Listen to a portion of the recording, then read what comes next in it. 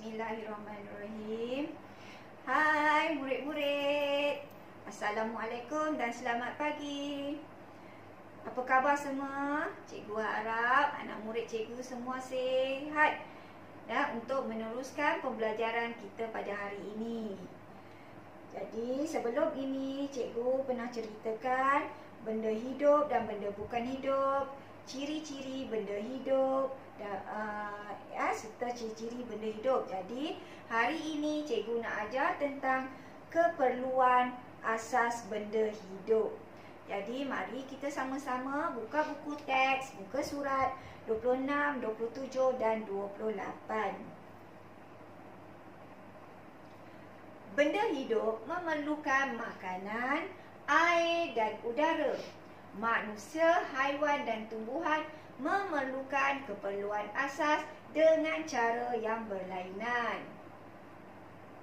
Makanan. Tumbuhan membuat makanannya sendiri melalui proses fotosintesis. Manusia dan haiwan memerlukan makanan untuk mendapatkan tenaga. Udara. Tumbuhan memerlukan udara untuk bernafas dan membuat makanan sendiri ya. Kemudian manusia dan haiwan memerlukan udara untuk bernafas. Air. Manusia dan haiwan memerlukan air untuk menghilangkan dahaga. Akar pokok dia menyerap air untuk membuat makanan. Kita tengok. Warna biru, anak panah warna biru ni adalah menunjukkan air yang daripada tanah yang diserap oleh akar pokok masuk ke dalam batang-batang pokok dan bawa pergi ke daun.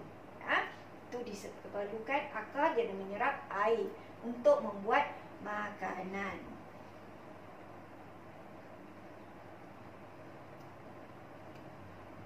Manusia dan haiwan perlu berlindung. Mengapakah manusia dan haiwan memerlukan tempat perlindungan?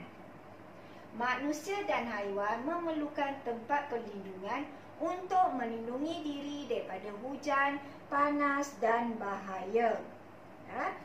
Bahaya ini seperti binatang buas dan orang jahat. Cuba tengok ni. Ni perlukan rumah, tengok. Kilat, hujan. Jadi kita berlindung dalam rumah. Binatang pun berlindung di dalam gua daripada panas.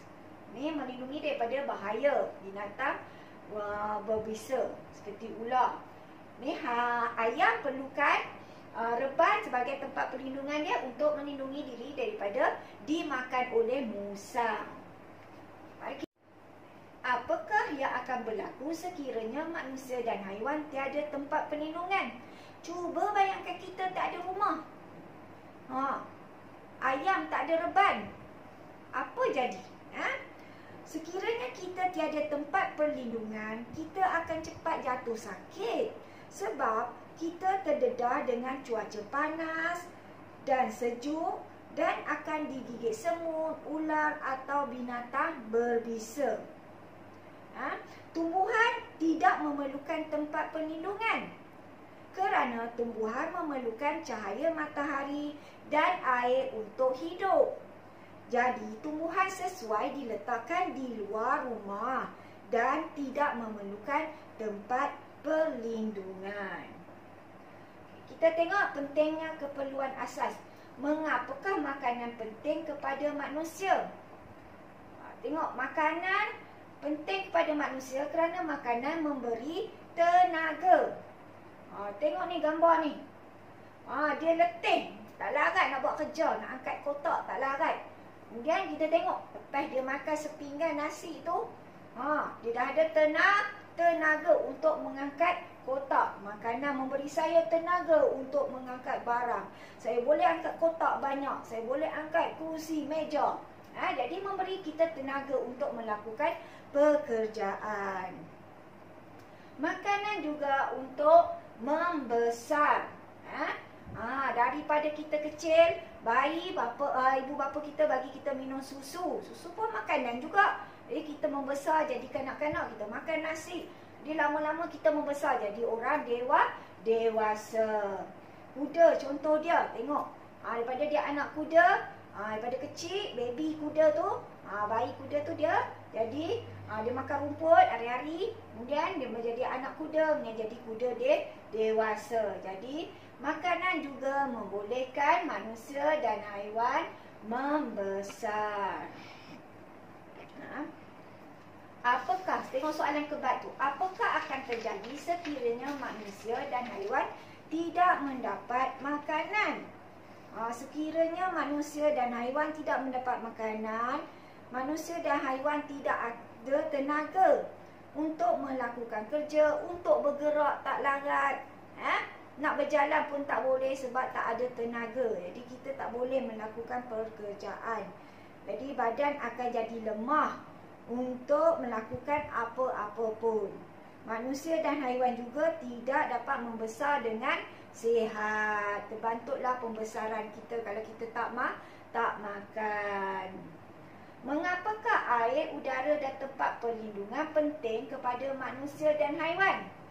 Air, udara dan tempat perlindungan merupakan sumber asas hidupan. Cuba kita tengok gambar tu air. Kuda belang tu. Dia kata mujurlah masih ada air. Dia boleh teruskan hidup, ada air. Cuba tengok haiwan sebelah ni. Haiwan mati kerana kehabisan air. Okey, kita tengok sumber asas hidupan udara pula. Tengok gambar tu. Budak tu dia hampir lemas. Lemaslah saya. Okey, tiba-tiba datang penyelamat beri bantuan udara. Sebab dalam air tiada udara, jadi kita tak boleh bernafas dalam air. Jadi datang bawa oksigen untuk membantu dia bernafas di dalam air. Terima kasih, saya boleh bernafas semula. Tak jadi dia lemas. Kemudian tengok tempat sumber asas hidupan, yang tu tempat perlindungan pula. Nampak tu, burung. Nasib baik dia ada sangkar di atas pokok. Kalau dia tak ada tempat perlindungan, sangkar dia tak ada, apa jadi? Dia dimakan oleh kucing. Jadi melindungi diri dia daripada bahaya. Okey. Cikgu rasa jadi kesimpulannya, keperluan asas benda hidup ialah makanan, air, udara dan tempat perlindungan untuk terus hidup. Cikgu rasa sampai di sini saja pelajaran kita hari ini. Jangan lupa buat kerja yang cikgu berikan. InsyaAllah kita akan bertemu lagi dalam video seterusnya. Assalamualaikum. Bye-bye.